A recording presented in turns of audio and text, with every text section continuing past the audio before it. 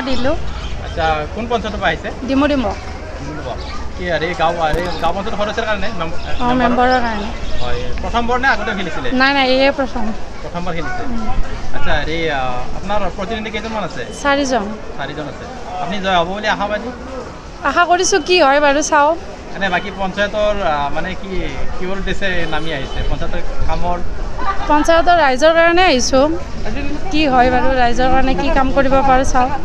বৰ্তমান পঞ্চায়তখনৰ উন্নয়ন কেনেকুৱা এতিয়ালৈকে ঠিকেই আছে আৰু বাকী যি আছে আগলৈকে যিখিনি কৰিব পাৰোঁ চাওঁ বাৰু কিমান কি কৰিব পাৰোঁ মুঠ ভোটাৰ কিমান আছে তাত এনেই 1500 মান হ'ব তাৰে মিনিমাম 1200 হ'ব আৰু বাকী এনে আপোনাৰ অসমৰ বিত্তমন্ত্ৰীজনৰ নাম কি অজন্তা নায়ক আৰু আপোনাৰ পঞ্চায়তৰ যিজন মন্ত্ৰী আছে পঞ্চায়ত মন্ত্ৰী ৰঞ্জিত কুমাৰ দাস ঠিক আছে হ'ব আমাৰ ফালৰ পৰা শুভেচ্ছা ৰাখিব বাৰু আপোনালৈ থেংক ইউ মোৰ নাম হৈছে নমিতা কলিতা কোন পঞ্চায়তৰ পৰা আহিছে মই দীপ্তেশ্বৰী পঞ্চায়তৰ মেম্বাৰৰ কাৰণে আহিছে হয় মেম্বাৰৰ কাৰণে ফাৰ্ষ্ট টাইম নেকি ফাৰ্ষ্ট টাইম কি ক'বা আপোনাৰ ৱাৰ্ডৰ সমস্যাৰ কথা কি ক'বা ৱাৰ্ডৰ সমস্যা নলা নৰ্দমা ষ্ট্ৰীট লাইট এইবিলাক সকলো আৰু পানী সকলো সমাধান উন্নতিৰ কাৰণে আৰু আপুনি তাৰমানে কি অলপ আশা দাবীদাৰ আছে যদি পাৰোঁ হেৰি কৰি আশা আছে আৰু বাকী পঞ্চায়তখনৰ উন্নয়নৰ বিষয়ে কি ক'বা আপুনি জয় হ'লে পঞ্চায়তখনৰ যিখিনি পাৰোঁ গোটেইখিনি সৰ্বাংগীন উন্নতি কৰিব চেষ্টা কৰিম হয় বাকী আপোনাৰ এটা প্ৰশ্ন কৰিছোঁ কি অসমৰ যিজন বিত্তমন্ত্ৰী তেওঁৰ নামটো জানেনে অজন্তা নায়ক আৰু আপোনাৰ মই ধুইবেলা বৰলীয়াপাৰ গাঁও পঞ্চায়তৰ পৰা আহিছোঁ নামটো মজিদুল ইছলাম মেম্বাৰৰ মই হয় ৱাৰ্ড সদস্য টাইম আহিছে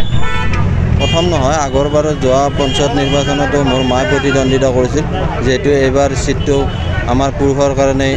চিলেক্ট হ'ল সেইকাৰণে মই প্ৰতিদ্বন্দ্বিতা কৰিম বুলি আগবাঢ়িছোঁ বাকী ওচৰৰ পঞ্চায়ততকৈ ধুইবেলা যিটো পঞ্চায়ত আছে বহুখিনি পিছপৰা কি ক'বা হয় ধুইবেলা পঞ্চায়তটো বহুত পিছপৰা কাৰণ আমাৰ মাইনৰিটি প্ৰধান এৰিয়া বিভিন্ন ক্ষেত্ৰত আমি পিছ পৰি আছোঁ শিক্ষা দীক্ষাকে হওক ৰাস্তা পদূলিয়ে হওক এইবিলাক সমস্যা আগত লৈ মই প্ৰতিদ্বন্দ্বিতা আগবঢ়াইছোঁ আগতে পঞ্চায়তটো আপোনাৰ হাজো সমষ্টি অঞ্চল আণ্ডাৰত আছিল এতিয়া এইবাৰ আমাৰ পঞ্চায়ত ৰঙিয়া সমষ্টিৰ অন্তৰ্ভুক্ত হৈছে নিশ্চয় আমি আশা কৰিছোঁ ৰঙিয়া সমষ্টিৰ যিহেতু আমি গাতে লাগি থকা এটা পঞ্চায়ত নিশ্চয় আমাৰ পঞ্চায়তৰ এইবাৰ উন্নয়ন হ'ব বুলি মই আশা কৰিছোঁ কিমানজন আপোনাৰ প্ৰতিদ্বন্দ্বী লগত মোৰ প্ৰতিদ্বন্দ্বী 5 জন কিমান ভোটাৰ আছে আমাৰ 941 জন ঠিক আছে আমি ৰঙিয়া সমষ্টি ৰঙিয়া বিধানসভা সমষ্টিৰ অন্তৰ্গত মেম্বাৰত খেলিব হয় আচ্ছা কি ক'ব আপুনি নাই এইটো গণতন্ত্ৰৰ উৎসৱ সকলো ওলাই আহিছে আৰু এতিয়া যিহেতুকে পঞ্চায়তখন এবছৰ পঞ্চায়তৰ ৰাজ নাছিলে এবছৰ আগতে শেষ হৈছে চৰকাৰখনে এতিয়া পঞ্চায়ত নিৰ্বাচন ঘোষণা কৰিছে তাৰ বাবে আমি চৰকাৰখনক ধন্যবাদ জ্ঞাপন কৰিছোঁ মানে সৰ্বসাধাৰণ ৰাইজৰ মানে কাম কৰিব লাগিলে পঞ্চায়তৰ প্ৰয়োজন হয় সেইবোৰ কিমানৰ প্ৰতিদ্বন্দ্বী আছে আপোনাৰ লগত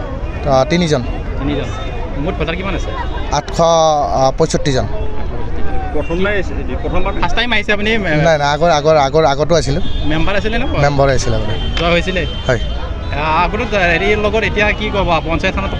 আগতে আপোনাৰ যিটো এটাতো চাৰ্টিফিকেট আছেই সেইকাৰণে গমেই পাইছে সমৰ্থক ওলাই আহিছে লগত একেলগে লৈ আহিছে গাঁৱৰ মানুহবিলাক ওলাই আহিছে নিজে নমিনেশ্যন দিব আহিছোঁ আমি আমাৰ কেন্দ্ৰত যিজন পঞ্চায়ত মিনিষ্টাৰ আছে তেওঁৰ নামটো কি বাৰু কেন্দ্ৰত পঞ্চায়ত মিনিষ্টাৰজনৰ নামটো মই নাজানো আমি অসমৰ জনো জানো ৰঞ্জিত দাস আৰু বিত্তমন্ত্ৰীজন অসমৰ বিত্তমন্ত্ৰী আমাৰ অজন্তা নায়ক বাইদেউ আৰু আপোনাৰ কেন্দ্ৰৰ বিত্তমন্ত্ৰীজন নিৰ্মলা সীতাৰামন ঠিক আছে কেনেকুৱা মেম্বাৰৰ কাৰণে নিমন্ত্ৰণ দিব আহিছে নিমন্ত্ৰণ দিয়া হ'ল কোন পঞ্চায়তৰ পৰা আহিছে পঞ্চায়তৰ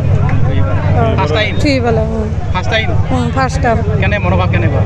ভালে লাগিছে জয় হ'ব নিশ্চয় কিমানজন লগত প্ৰতিদ্বন্দ্বী আহিছে বহুত তিনিজন আহিছে আপোনাৰ ভোটাৰ কিমান মান আছে 1035 মান আছে হোৱাৰ সম্ভাৱনা আছে